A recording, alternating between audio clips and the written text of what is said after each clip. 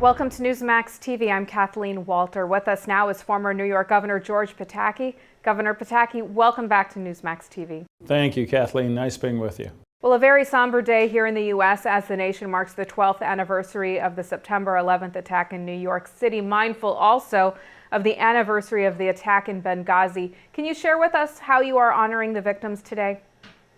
Well, along with Mayor Bloomberg and so many others this morning, I was down at Ground Zero. And we held the same memorial service, reading of the names, ringing of the bells, and just reflecting back on the magnitude of the loss and also on the individual stories that some of the family members told about their loved ones who died that day. But I think longer term, this is the 12th anniversary, being down there at the memorial above the museum just reminded me of what a tremendous, tremendous achievement it has been in creating that memorial that is so moving and so powerful. And the museum, which should be opening next year, or that will tell the individual stories of the people who died and the people who responded so heroically. So this is something I know I and most Americans who saw it, whether in person or on television 12 years ago, will never forget.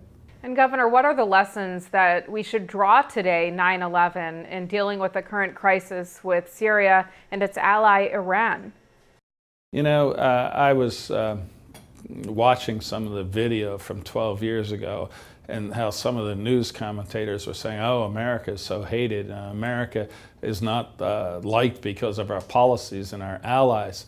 And I was thinking how wrong that was, that to the extent there are those who don't like us, and obviously there are, it's because we cherish and welcome freedom, freedom of speech, freedom of religion, freedom to choose our own leaders. And there are those who want to take that not just from their people, but from us. And certainly when you look at Iran, they have completely denied basic human rights to their citizens and would be very pleased if they had the ability to do it to others as well. So it's disappointing that this president continues to, as he put it, lead from behind. It doesn't seem to me to constitute leadership. It's more almost like an abdication, and it's sad when Vladimir Putin looks like a statesman in dealing with the United States. Yeah, do you think the president made a persuasive case last night for his Syria policy, and do you think it'll work?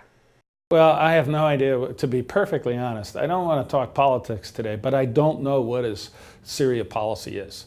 You know, we're going to strike maybe someday, and if we do, it's going to be unbelievably small to send a message or a warning shot, and it just doesn't have any coherent sense of either outrage at the use of these weapons of mass destruction, which should have, to the extent we were going to respond, evoked an immediate, strong response as opposed to this dithering, or else we have to understand that we're dealing with a civil war with an evil dictator where over 100,000 people have died, and this is something where we are best off supporting our allies as opposed to getting in the midst of that civil war. But I honestly have no real sense of what this president's policy towards Syria is, other than now going to the UN to see what may or may not happen there. So, you know, how can you support a policy that, in my mind, doesn't really exist? Governor, looking at the president's anti-terror policy, he touts among his achievements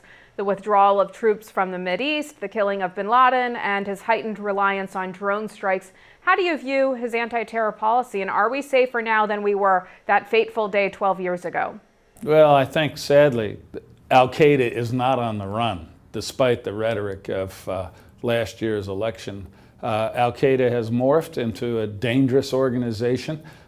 We see its attacks globally in Benghazi and Mali and Yemen, and Al-Qaeda is very active in the opposition in Syria. Whether or not we're at greater danger, I can't say that, but I can say that we always will be at danger because of our love of freedom and our support for those who believe in freedom, and those who just can't tolerate that have attacked us in the past, and if they had the opportunity, I'm sure they would try to do it again.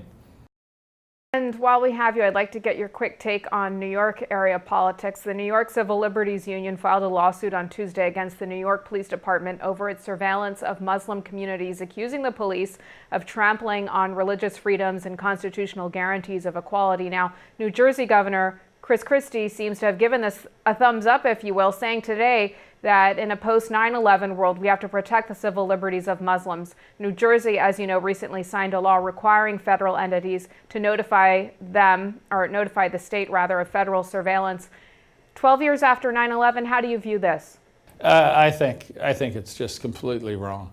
12 years after 9/11, we in the city have been fortunate to have avoided additional attacks because of the proactive policing. The PD has done a tremendous job, and they have foiled plots that would have been carried out against the people of New York and the people of America. And it just gets to the point where people assume we're going to be safe, and you can create all these bureaucratic or legal hurdles to getting the intelligence we need to keep ourselves safe. And I just don't support that. I think this is an unfair lawsuit. It's not a question of targeting a religious group. It's a question of going after those and having adequate intelligence against those who engage in radical behavior and threaten our safety. Governor, last night, New York mayoral candidate Bill de Blasio won the Democratic primary. Republican Joe Lhota won his party's nomination. Do you think Joe Lhota can win here? Can a Republican win back the New York City mayoral seat? Well, Kathleen, this isn't the day for politics, but I do think the people of this city understand that they're the safest they have been in generations, not just from terror, but also from street crime. That doesn't just happen. It takes a proactive effort at every level of government, from the city to the state, and even with the help of the feds.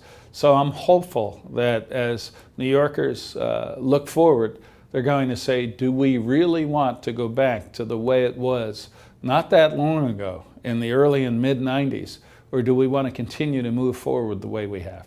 Governor George Pataki, thanks so much for being with us today. Thank you, Kathleen. And thank you for watching Newsmax TV.